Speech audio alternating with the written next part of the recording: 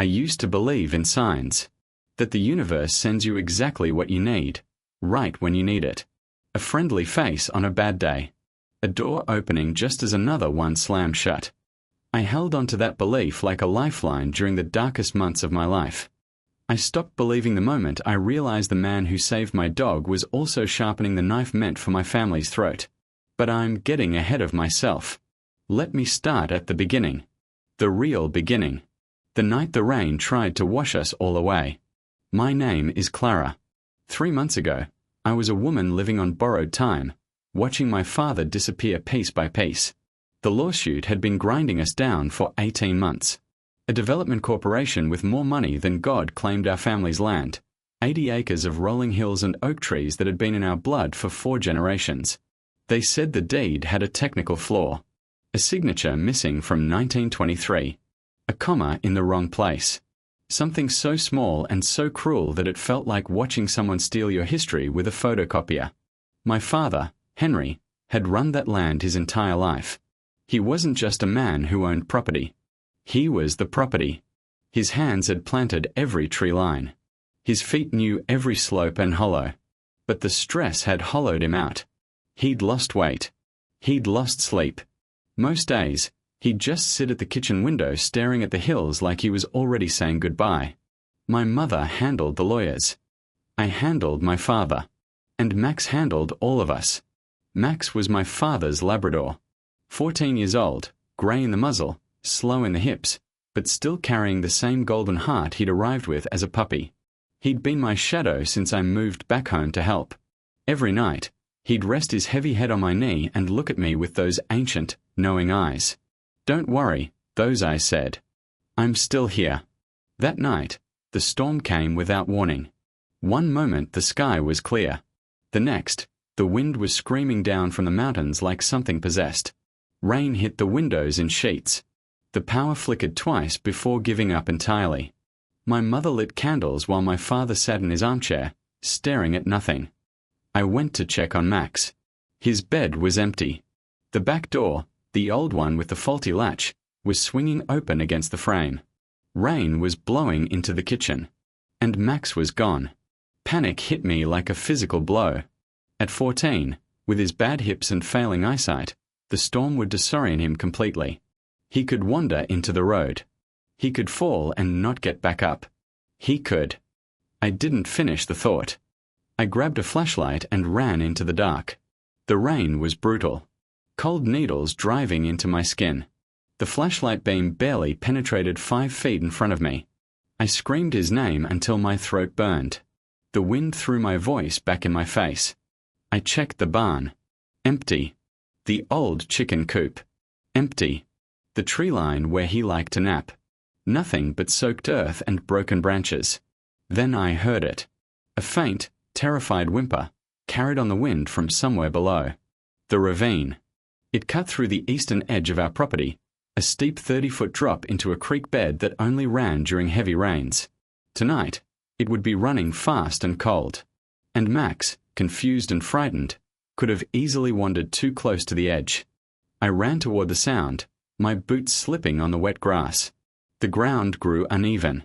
Roots and rocks hidden by darkness caught at my feet. I reached the edge and aimed the flashlight down. There he was.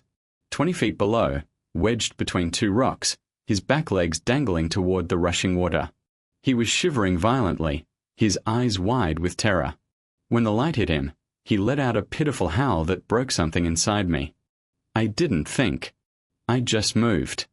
I found a slope that wasn't quite vertical and started down, grabbing at branches, digging my heels into the mud. The rain made everything slick. I fell twice, catching myself on exposed roots that cut into my palms. Below me, the water roared. 10 feet from the bottom, my foot hit a patch of loose mud and I went down hard. The flashlight spun away into the darkness. I slid the rest of the way, landing in freezing water up to my knees. I found Max by touch. His body was trembling against the rocks, his fur soaked and cold. I wrapped my arms around him and tried to lift, but he was too heavy. The rocks were too slick. The water was rising. And that's when I realized I might die there. Both of us might. No one knew where I was. The storm had swallowed the world, and I couldn't climb back up holding 40 pounds of terrified dog. Help! I screamed into the wind. Someone help us. Nothing. Just the roar of water and the howl of wind. I tried again. Louder. Desperate. And then, a light appeared at the top of the ravine. A figure stood against the storm, holding something that cut through the dark like a blade. A professional flashlight, the kind that could light up a football field. It swept across the ravine, found me, and held. Stay still, a voice called down. Male. Calm. In control. I watched him descend.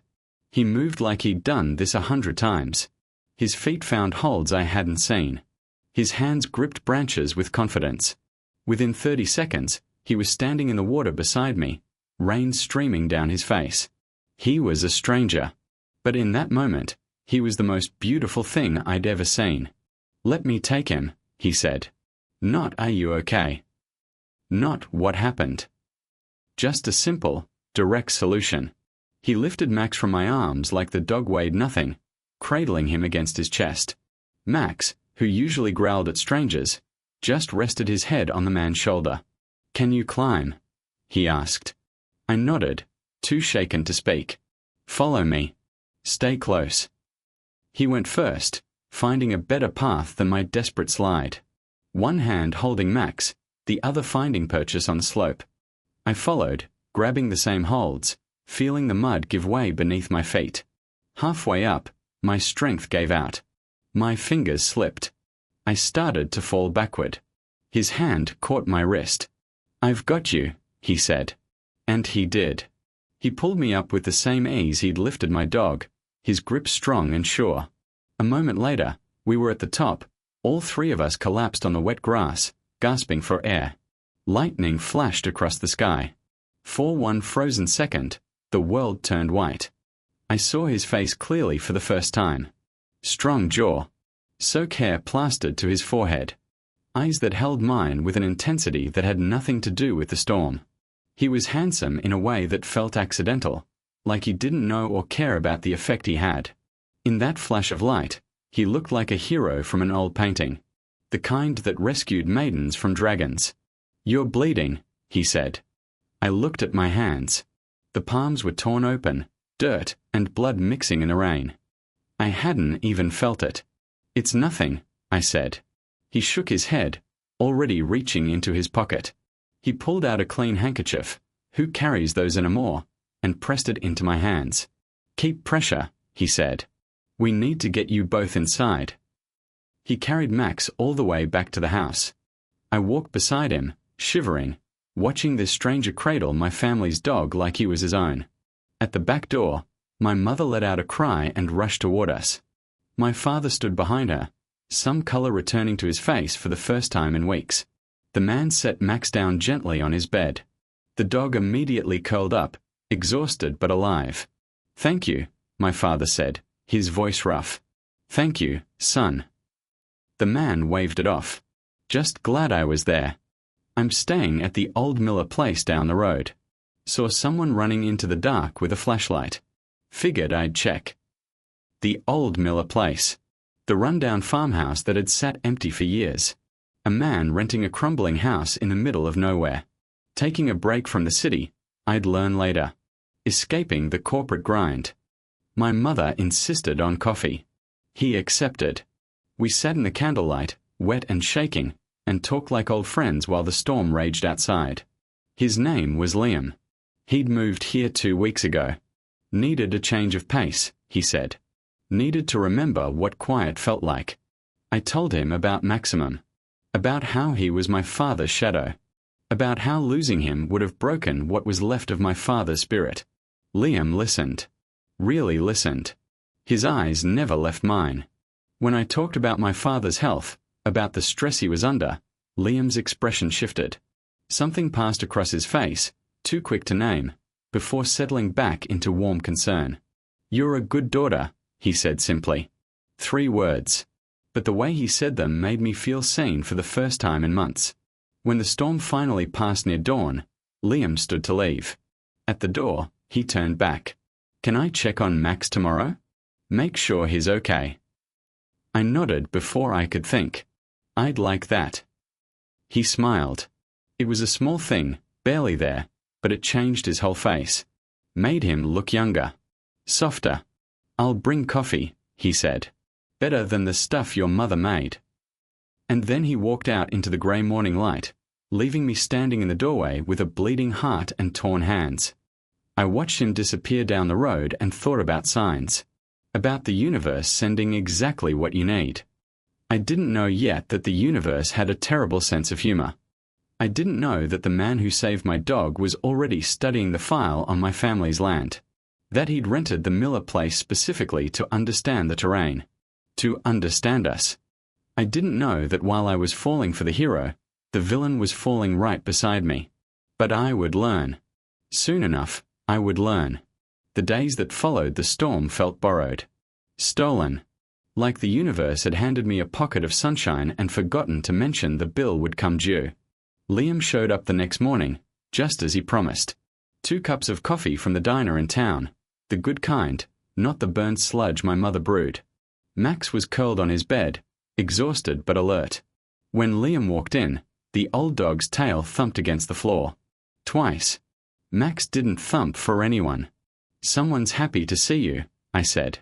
Liam knelt beside the dog, running gentle hands along his legs, checking the hips, the joints. Max practically melted into the floor. No swelling, Liam said. He's sore, but he'll be fine. Old dogs are tougher than we give them credit for. He looked up at me then, and something passed between us. A recognition. Like we'd known each other in some other life and were just now remembering. You're tougher than you look too, he said. Going down that ravine alone. Stupid. But tough. I wasn't thinking. That's what makes it brave. If you'd thought about it, you wouldn't have done it. He stayed for an hour. We talked about nothing. The weather, the town, the way the light hit the hills in the afternoon. He asked about my father's health without prying. Asked about the land without pushing. He was curious but careful, like a man walking through a room full of glass. When he left, I watched him go and told myself not to read into it. He was just being kind. That's what people did here. They helped neighbors. They checked on dogs. But he wasn't really a neighbor. Not yet. The second time I saw him, it wasn't planned. 3 days later, I was at the farmer's market in town, buying vegetables my mother insisted we didn't need. The truth was I needed to get out of the house. Needed to breathe air that didn't smell like worry and stale coffee. I was standing at a stall, weighing a tomato in my hand like it held the secrets to the universe, when I heard his voice behind me. That one's overripe. Go for the ones with the deeper red. I turned. Liam stood there, holding a bag of peaches, wearing a faded flannel shirt and a smile that made the afternoon feel warmer. You follow all the women around giving produce advice? I asked. Only the ones who nearly drowned in front of me. He held up a peach. Try this. Best in the county. We walked through the market together. He knew the farmers by name. Knew which honey was real and which was corn syrup. Knew which woman baked the best bread and which man cheated on his weights. I asked how he'd learned so much in just a few weeks. I talk to people, he said. Most folks don't. They move through life with their heads down. But if you just ask, really ask, people will tell you everything. He looked at me when he said it. Held my gaze a beat too long. What would you tell me? He asked. About what? About anything. About everything. About why a woman your age is living with her parents, buying tomatoes like they're the most interesting thing in the world. I should have been offended. Instead, I laughed. It was the first real laugh in months. My father's sick, I said. Not sick, but sick here. I touched my chest. The stress is eating him. I came home to help. Stress from what? I hesitated. The lawsuit was always there, a weight I carried but never discussed. Not with strangers. Not with anyone. Family stuff, I said. Complicated. He nodded, didn't push. I understand complicated. My family's a maze I'm still trying to find my way out of. We bought ice cream from a teenager with braces and ate it on a bench overlooking the town square. He told me about growing up in the city, about a father who measured love in achievements and a mother who measured it in silence, about escaping to law school because it was the only path that made sense. Law school? I asked. I thought you were escaping the corporate grind. I was. He looked at his ice cream like it held answers. Took a leave of absence. Needed to remember there's a world outside conference rooms and billable hours. And have you remembered? He turned to me. I'm starting to. The way he said it made my stomach flip. I told myself it was the ice cream. After that, we were inevitable. He'd show up at the property line with coffee. I'd find excuses to walk past the Miller place. We met for breakfast at the diner. For lunch at the creek. For dinners that started at sunset and ended long after dark, sitting on his porch, listening to crickets and pretending the world outside didn't exist. He never pushed. Never rushed. He let me come to him, piece by piece, until I was giving him parts of myself I'd forgotten I had. One night, we were lying in the grass behind his house, staring at a sky cluttered with stars you never saw in the city. He pointed out constellations I'd known since childhood but never really seen. That one's Orion, he said. Hunter. Warrior. Always chasing something he can't catch. And that one. I pointed at a cluster I didn't recognize. Pleiades. 7 sisters. Condemned to the sky to escape something terrible. You know a lot of sad stories. He turned on his side to face me. All the best stories are sad. Happy ones don't last long enough to become myths. I looked at him, really looked. In the starlight, his face was all shadows and angles. Beautiful and unreachable. Why are you really here, Liam? He didn't answer right away. His hand found mine in the grass, fingers tracing patterns on my palm. Because I was tired, he said finally. Tired of fighting for things that didn't matter. Tired of winning arguments I didn't believe in. I wanted to find something real before I forgot what real felt like. And did you find it? His eyes met mine. I think I'm getting close. He kissed me then. Soft and slow and full of promises neither of us had the courage to speak aloud. When we pulled apart, the stars seemed brighter. The world seemed smaller. And I was lost in a way I'd never been lost before. I started lying to my parents. Not big lies. Just omissions. I'd say I was going for a drive. Meeting a friend. Taking Max for a long walk. Max, who now perked up every time Liam's truck pulled into the driveway. Even the dog was in on it. My mother noticed. Mothers always do. You've been smiling more, she said one morning, watching me butter toast. It's nice to see. I've been sleeping better. That's not it. She tilted her head, studying me. Is there someone? I felt the heat rise to my cheeks. There's no one. She smiled, that knowing mother smile that sees right through every lie. Well, if there was someone, I'd hope he makes you smile like that. You deserve it, Clara. You've been carrying too much. I wanted to tell her. Wanted to bring Liam to dinner, introduce him properly, let my father see that his daughter had found something good in the middle of all this bad. But something held me back. A small voice I couldn't quite silence. He was too perfect. Too easy. Too exactly what I needed. Men like that don't just appear in the middle of nowhere. They're not escaped from something. They're running toward something. And I didn't know yet what he was running toward. The last night before everything broke, we were at the creek. The water was low, summer drying up the runoff from the mountains.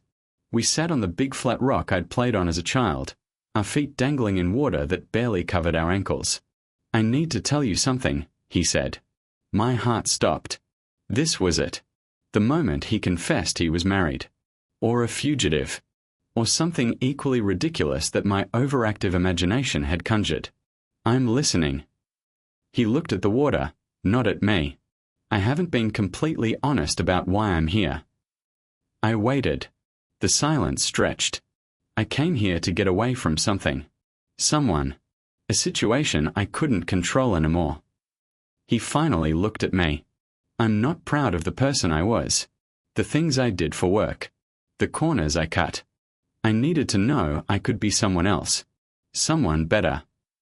You are better, I said. I know you are. His smile was sad. You don't know me. Not really. Not yet. Then let me know you. He pulled me close, wrapped his arms around me like he was afraid I'd disappear. I felt his heart beating against my cheek. Fast. Nervous. I don't want to hurt you, Clara. You won't. I might. People like me, we hurt people. It's what we are trained to do. I pulled back, looked at his face. Are you going to hurt me? No. The word came too fast. Too certain.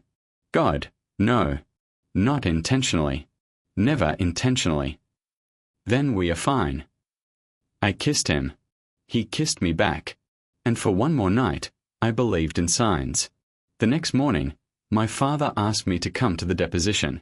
The other side is bringing in someone new, he said, his hand shaking as he tried to button his shirt. Some hotshot from the city. They say he's never lost a case. I need you there. For moral support. I wanted to say no. Wanted to meet Liam for lunch like we'd planned. But my father's eyes were desperate, pleading. Of course, I said. I'll be there. I didn't think much about it. Lawyers were interchangeable to me. Predators in suits. I'd spent months hating them without ever seeing their faces. I should have asked more questions. Should have demanded a name. But I didn't. And 3 hours later, I walked into that conference room and saw Liam standing at the head of the table, dressed in a suit that cost more than my car, holding a file stamped with my family's name. Our eyes met. And the world I'd built over the past month collapsed into dust. The conference room was cold. Not temperature cold, corporate cold. The kind of cold that seeped into your bones from the grey walls, the fluorescent lights, the polished table that reflected nothing but ambition. I'd been in rooms like this before, during the early days of the lawsuit. They always felt like waiting rooms for bad news. Today felt like an execution. My father sat beside me, his hands folded on the table, knuckles white. He'd worn his good suit, the one from my cousin's wedding. It hung loose on him now, the weight he'd lost visible in every fold of fabric. My mother squeezed his other hand, her face a mask of forced calm. The past 18 months had prepared us for this moment. The endless phone calls. The stack of documents that grew taller than my father. The nights we'd sat at the kitchen table, adding numbers, subtracting hope, trying to calculate how much longer we could hold on. Bankruptcy was no longer a threat. It was a destination.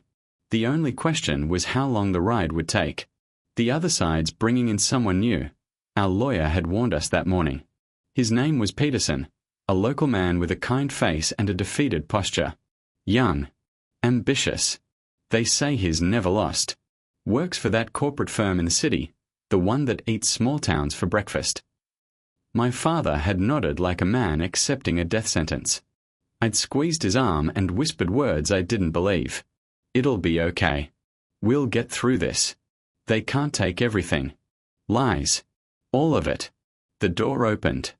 I wasn't paying attention at first. I was staring at the table, rehearsing the arguments I'd never get to make, when Peterson stood suddenly. The scrape of his chair pulled my eyes up. And then I stopped breathing. He walked in at the front of a small procession. 3 people followed him, an assistant, a paralegal, someone else I couldn't place, but I didn't see any of them. I only saw him. Liam. My Liam. The man who'd carried my dog through a storm. Who'd held my hand under the stars. Who'd kissed me like I was something precious and rare. He wore a charcoal suit that fit like it had been painted on his body. His hair was swept back, professional. His face was smooth, unreadable. In his hand, he carried a leather briefcase, the same one I'd seen in his truck, the one I'd assumed held books or papers or nothing important. He placed it on the table, opened it, pulled out a file. My family's name was printed on the tab in bold black letters. The room tilted. I gripped the edge of the table, waiting for the world to right itself. waiting for someone to tell me this was a mistake. A nightmare. Anything but what it was. Liam's eyes swept the room. They passed over Peterson, over my mother, over my father. Then they found me. For one fraction of a second, his mask cracked.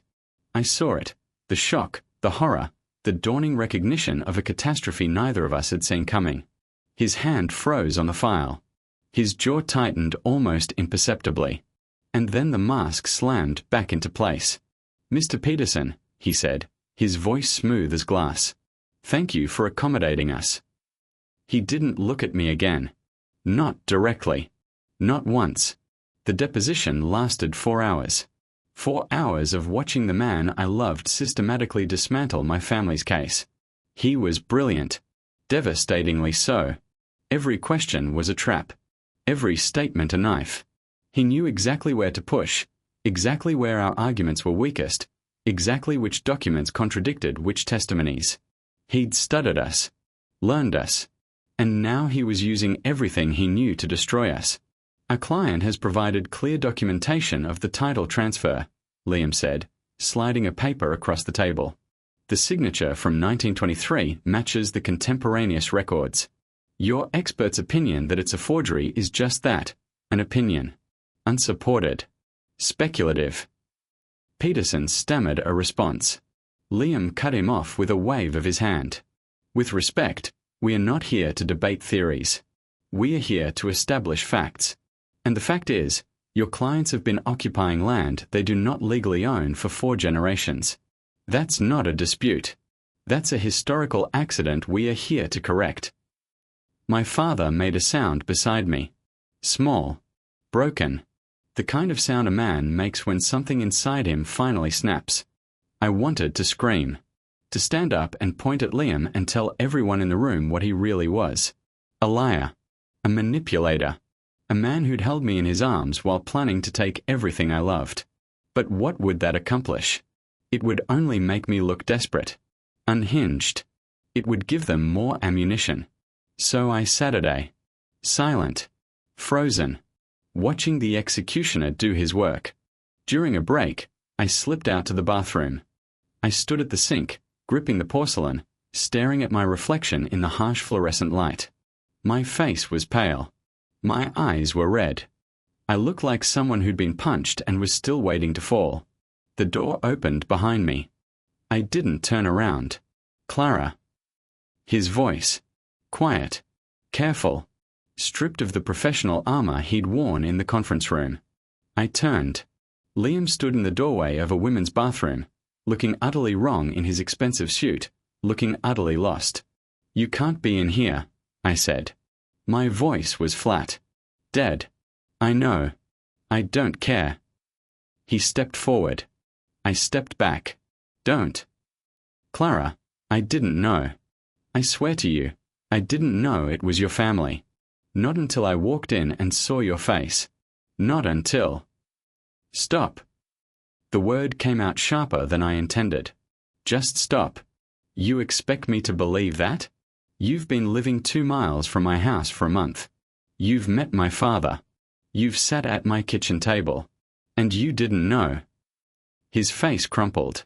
The file only had names. Henry and Margaret Worthington.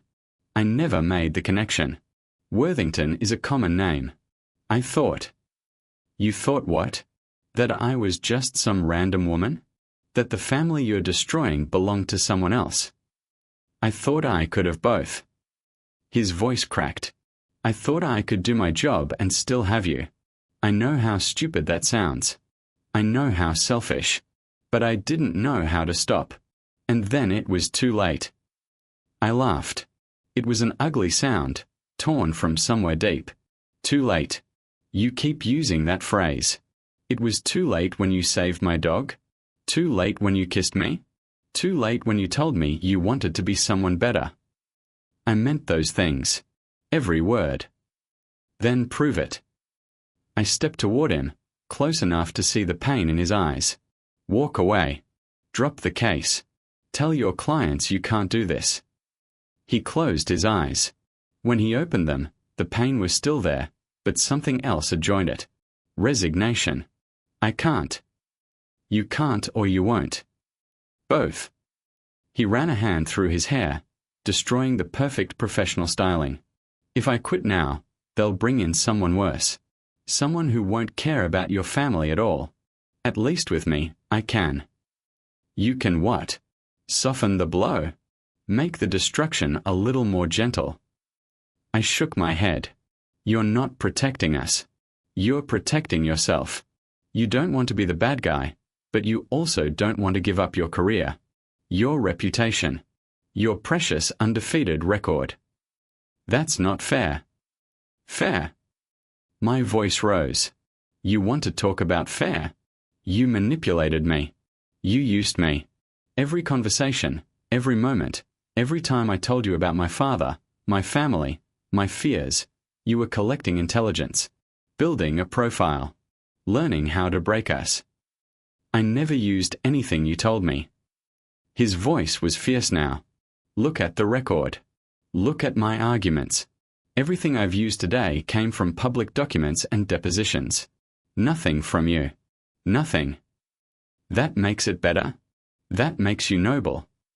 It makes me not the monster you think I am. I stared at him. This man I'd loved. This stranger I'd let into my heart. I don't know what you are, I said quietly, but I know what you're doing, and I know I'll never forgive you for it. I walked past him, out of the bathroom, back toward the conference room. He didn't follow. The deposition ended at 6 o'clock. Our lawyer looked defeated. My father looked broken. My mother looked angry, a cold, quiet anger that would outlast all of us. As we gathered our things, Liam's assistant approached, a young woman with kind eyes and an uncomfortable expression. Ms. Worthington? Mr. Chen asked me to give you this. She handed me a piece of paper. On it was a phone number and 3 words. I meant it all. I crumpled the paper and dropped it in the trash. But walking to the car, holding my father's arm, feeling him tremble beside me, I couldn't stop thinking about those 3 words. About the way Liam's voice had cracked when he said my name. About the look in his eyes when he realized what he'd done. I wanted to hate him. Needed to hate him. Because if I didn't hate him, I'd have to feel everything else. The loss. The betrayal. The grief for something that never really existed. A charming man saved my dog. A lawyer destroyed my family. They were the same person. And the worst part, the part one couldn't admit to anyone, not even myself, was that somewhere, buried beneath the wreckage of everything, a small part of me still hoped he meant it all. That's what I remember most, the silence. After hours of raised voices, legal arguments, the relentless grind of words used as weapons, the garage felt like a tomb. Concrete pillars. Flickering lights. The distant hum of ventilation that never quite covered the sound of my own heartbeat. I'd sent my parents home with Peterson. Told them I needed a minute. Told them I'd get a ride. Lies, all of it. The truth was simpler. I couldn't sit in that car with them, couldn't watch my father's hand shake for one more second, without breaking apart completely. So I waited. I didn't know if he'd come. Didn't know if he'd have the courage or the cruelty to face me. But I knew I couldn't leave without seeing him one more time. Without hearing him explain the inexplicable. Without screaming at him until my voice gave out or he gave in. 20 minutes passed. 30. I was about to leave when I heard footsteps. Slow. Deliberate. Echoing off the concrete walls. He walked out of the shadows still wearing the suit. The charcoal armor. But something was different. His tie was loose. His top button undone. His hair, once perfectly styled, now fell across his forehead in a way that made him look younger. Vulnerable. He stopped 10 feet away. Close enough to see. Far enough to be safe. You shouldn't be here, he said. Probably not. Your family is destroyed. Thanks to you. He flinched. Actually flinched, like I'd struck him. Good. I wanted to find you, he said. After. I looked for you in the lobby, but you were gone. I was here. Waiting. Thinking about all the things I should have seen. Like what? I stepped closer. He didn't move. Like how you never talked about work. Never mentioned what you did before coming here. Every time I brought it up, you changed the subject. Found a way to make it about me instead. I laughed, hollow and cold. I thought you were just being sweet, interested in my life. Turns out you were just avoiding questions you couldn't answer. Clara. How long? The words came out sharp, demanding. How long did you know who I was? He closed his eyes. When he opened them, something had shifted. The professional mask was gone. What remained was raw, human, terrified. From the beginning. The words hit me like physical blows. I actually staggered back a step. The storm, I whispered. The ravine. Maximum. I saw you that night. His voice was low, urgent. I'd been watching the property for weeks, learning the layout, the access points. It was routine, just reconnaissance. Then I saw you run into the dark with a flashlight, screaming for your dog. I followed because you wanted to maintain your cover. Because you were terrified. He stepped closer. I let him. Because you were alone in a storm, risking your life for an old dog, and something in me couldn't just watch. I wasn't thinking about the case. I wasn't thinking about anything except getting you both out of that ravine alive. I wanted to believe him. God help me, I wanted to believe him. But you knew, I said. When you carried Max back to my house. When you sat at my kitchen table. When you looked at my father, you knew you were there to destroy him. He didn't deny it. Didn't offer excuses. Just stood there, taking the weight of my words, letting them land. Yes, he said quietly. I knew. Then why? My voice broke. I hated that it broke. Why any of it? The coffee. The walks. The stars. Why pretend to care about me when you were already planning to take everything? He moved then. Closed the distance between us until we were inches apart. His hand lifted, hesitated, then dropped back to his side. Because I stopped pretending. I shook my head. That's not an answer. It's the only one I have. His eyes searched my face, desperate for something, understanding, forgiveness, I didn't know what. The first week, yes. I was playing a role, getting close to the family, learning what I could. But somewhere, I don't know when, you stopped being a target and started being you. The way you laugh. The way you bite your lip when you're thinking. The way you talk to Max like he understands every word. I couldn't fake that. I couldn't fake any of it. You did a pretty good impression. I'm a lawyer. Lying is what I do. A bitter smile crossed his face. Except with you. I never lied to you, Clara. Not once. You lied about everything. No. He shook his head fiercely. I omitted. I avoided. But I never told you something that wasn't true. Every word I said about how I felt, about wanting to be someone better, about you making me feel real, all of it was true. The only lie was the context. The reason I was there. I stared at him. Tried to find the lie in his eyes. Found nothing but pain. It doesn't matter, I said finally. True or not true, you still did what you did. You still walked into that room and destroyed my family. I did my job. Your job. I laughed again, that same hollow sound. Your job is to ruin people. To take everything they have and call it justice. And you're good at it. Really good. I watched you today. You didn't hesitate. Didn't flinch. You just performed. His jaw tightened. You think that was easy? You think I enjoyed watching your father's face while I asked those questions? I've done 100 depositions. 1,000. I've never had to look at the woman I love while I did it. The word hung between us. Love. He'd said it like it was simple. Like it explained everything. Don't, I whispered. It's true. Don't you dare. You don't get to say that. Not after today. When should I have said it? Before? When I was still lying to you about who I was? After? When you wouldn't take my calls? He ran his hands through his hair, frustration bleeding through. I'm saying it now because it's the only thing that matters. I love you, Clara. And I know that means nothing to you right now. I know you hate me. But I need you to know, whatever happens with this case, however this ends, you were never part of the plan. You were the thing that broke the plan. You were the thing that made me wish I'd never taken this job. Silence filled the garage. Somewhere above us, a car started, drove away, faded into nothing. If you love me, I said slowly, then stop. Walk away. Tell your clients you can't represent them anymore.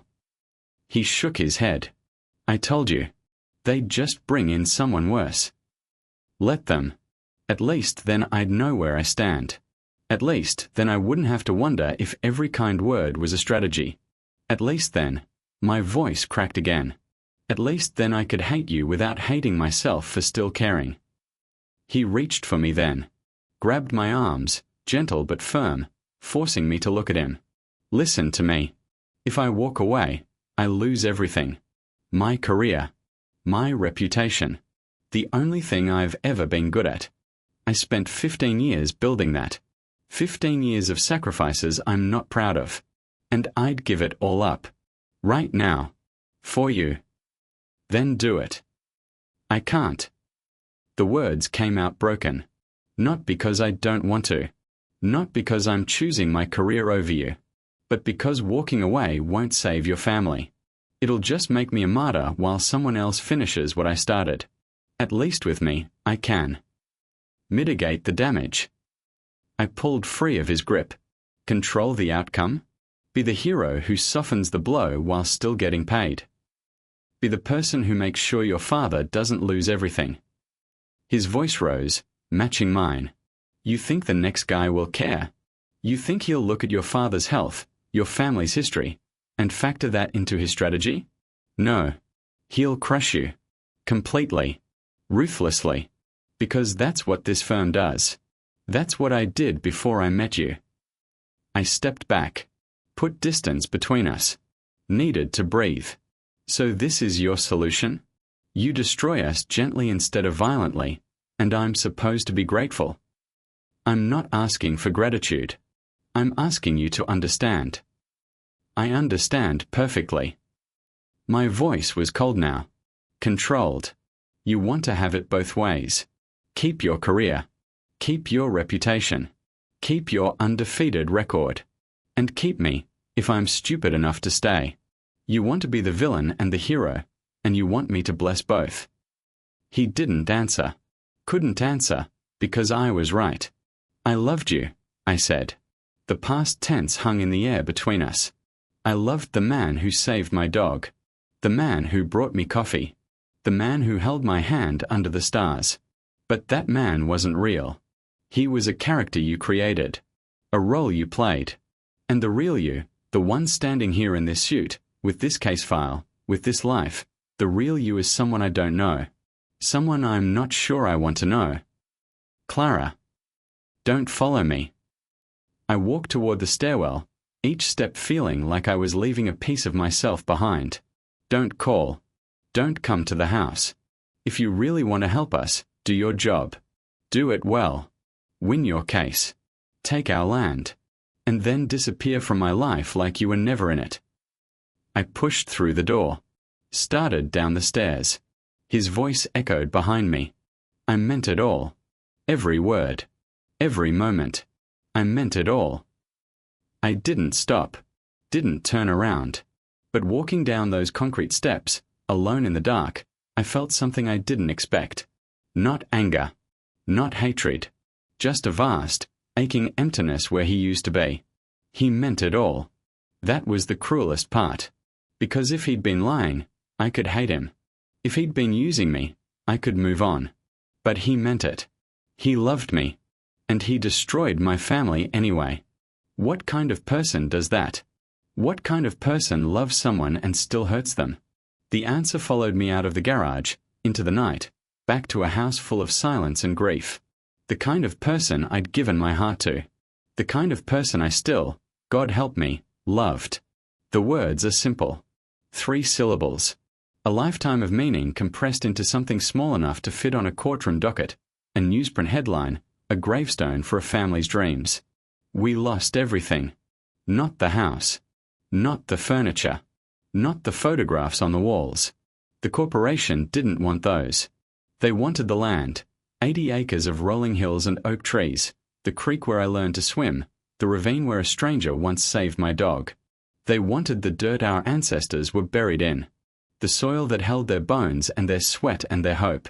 And they took it. The judgment came down on a Thursday. I remember because it was raining, the same kind of rain that had fallen the night Liam appeared in my life. My father sat at the kitchen table, the same table where Liam had drunk coffee that first night, and stared at the papers in his hands like they were written in a language he couldn't understand. "It's done," he said. "It's really done." My mother put her arms around him. He didn't cry. I think he'd used up all his tears in the months leading up to the verdict. Now there was only emptiness. The hollow space where hope used to live. We had 60 days to vacate. 60 days to pack up 4 generations of memories. 60 days to say goodbye to the only home any of us had ever known. The community rallied around us. That's the thing about small towns. They show up when you need them. Neighbors brought casseroles we couldn't eat. Old friends offered spare rooms we couldn't accept. The local paper ran a story about corporate greed versus family legacy that made my father cry for the first time in weeks. But none of it changed the facts. The land was gone. The fight was over. And the man who'd taken it from us had vanished like he'd never existed. I told myself I didn't care. Told myself I was glad. Told myself that not seeing him made it easier to forget. I was lying. Every time I walked past the Miller place, now empty again, I felt the absence like a physical weight. Every time I looked at the ravine, I saw him climbing down with Max in his arms. Every time I closed my eyes, I heard his voice. I meant it all. I hated him for that. For leaving me with memories I couldn't trust. For making me question every moment, every word, every touch. For forcing me to live with a love that had no clean ending, just a wound that wouldn't scar over. The last day came faster than we expected. 60 days evaporated like morning fog. Suddenly the moving trucks were there, and the boxes were packed, and my childhood bedroom was empty except for echoes. My father walked the property one final time, his steps slow, his shoulders bent. My mother waited in the car, unable to watch. I took Max to the ravine. He was slower now. The ordeal of the storm had taken something from him, or maybe it was just time, finally catching up. He walked beside me with deliberate care, placing each paw like he was counting his steps. We stood at the edge, looking down at the creek below. The water was low again, peaceful. No storm. No terror. No stranger appearing out of the dark. "I'm sorry, boy," I whispered. "I know you miss him too." Max leaned against my leg. That was all. Just leaned, like he understood. A car engine broke the silence. I turned. A vehicle I didn't recognize was coming up the dirt road that led to the Miller place. Not the Miller's driveway, ours. Slow. Careful. Like the driver wasn't sure of their welcome. The car stopped 50 feet away. A door opened. And Liam stepped out. He looked different. The suit was gone. In its place, jeans and a simple button-down shirt. No expensive watch. No polished shoes. His face was thinner, tired lines etched around his eyes. His hair had grown longer, less controlled. He looked like the man I'd met in the rain. Not the one who destroyed my family. "I'm sorry," he said. The first words out of his mouth. Not hello. Not an explanation. Just the 2 words that had hung between us for 2 months. I didn't speak. Couldn't. Max, traitor that he was, walked toward Liam with his tail wagging. Liam knelt, buried his hands in the old dog's fur, and pressed his forehead against Max's neck. When he stood, his eyes were wet. "I know you don't want to see me," he said. "I know I'm the last person you expected. Probably the last person you want. But I needed you to know." "Know what?" My voice came out rough, untendered. "That you won. That you took everything? I know. I was there. He flinched but didn't look away. That I quit. The words didn't make sense at first. They hung in the air between us, meaningless sounds. What? The firm. The case. All of it. He took a step closer. I didn't move back. After the verdict, I went back to the city. Tried to pretend everything was normal.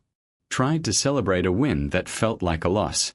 Lasted 3 weeks before I realized I couldn't do it anymore. I shook my head. You won.